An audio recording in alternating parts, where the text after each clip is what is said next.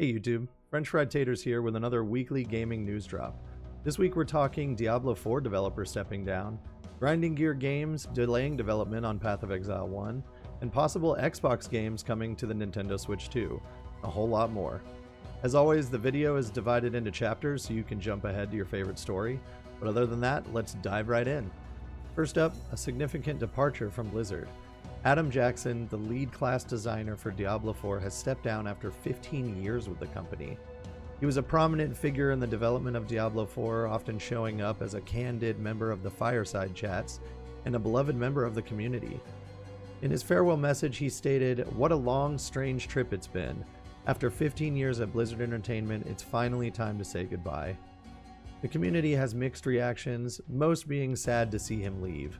Do you think his departure will impact future updates, or is this just part of the usual industry churn? Let me know in the comments below.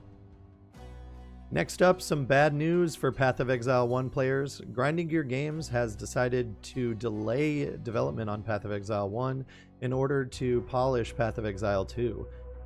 Game director Jonathan Rogers came out and explained that the team needs to, quote, fix the most severe deficiencies that PoE 2 has before we can take our eyes off of it. This decision, of course, has elicited some mixed reactions, some pretty angry reactions from Path of Exile 1 fans to be expected, and Path of Exile 2 players thinking that the game does deserve the polish that the developers are trying to give it. What's your take on this one? Are you a Path of Exile 1 player exclusively and hate the delay, or do you think that they do need to shift their focus on Path of Exile 2?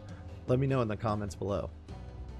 In some Fortnite news, the OG update has brought back the original Chapter 1 Season 2 elements. The OG Pass now features remixed versions of classic skins like Black Knight and Cuddle Team Leader. Fan favorite locations such as Tilted Towers and Haunted Hills have also made a return, bringing a wave of nostalgia for longtime players.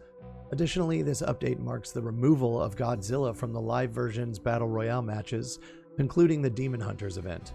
The community has largely embraced these changes, with many expressing excitement over the nostalgic events. Moving on to some Nintendo Switch 2 news, or should I say Microsoft news. Microsoft has announced that they are going to be launching some titles on the Nintendo Switch 2. Some leaks suggest that this might be the Master Chief Collection, Flight Simulator, and other titles like this. Imagine playing Halo on the Nintendo Switch 2. That sounds awesome to me. And of course, the community is buzzing with excitement about the potential for this. On to some quick stock market news. Nvidia and EA both dropped significantly in January. EA by 16%, and most are noting the lukewarm reception for Dragon Age the Veilguard here. And Nvidia dropped by about 7.3%, noted for the reduced demand in its AI hardware in China. Analysts are debating whether these dips are temporary setbacks or indicative of longer-term challenges for the companies. Moving on to some Sony news, Sony seems to be shifting its focus to primarily the PlayStation 5. Recent actions such as reducing PS4 benefits on PS Plus suggest that the company is encouraging or forcing players to move on to the new console. This, of course, has incited some rage from the community, most saying that they just simply cannot afford the upgrade or that the PS4 still has plenty to offer. And then finally, February is shaping up to be a very exciting time for game releases. We've got titles like Kingdom Come Deliverance 2. It's actually launching today, a long-awaited sequel to an extremely well-received first title of a gritty, realistic medieval RPG. And then we have the somewhat controversial Avowed, which is set to launch on February 9th. Many citing similarities to Skyrim with this one. It's a first-person dive into the Pillars of Eternity franchise. Then we have Monster Hunter Wilds, which is launching at the end of the month around February 28th. It's the latest entry in Capcom's blockbuster Monster Hunter series, and fans are very excited to say the least. And then we have Civilization 7, which will be coming out on the 21st of February. It's marking the latest installment in the iconic top-down Civilization management series.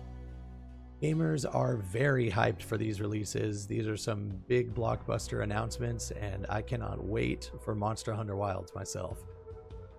Well guys, that's a wrap for this week. Thanks for tuning in once again, I truly appreciate it. If you're new here, I do this every Sunday. Please consider subscribing. It helps me out and you won't miss another update. Also, consider hitting that bell because it will alert you when a new update does come through. Consider hitting the like button if you liked the video, and I will see you guys next time.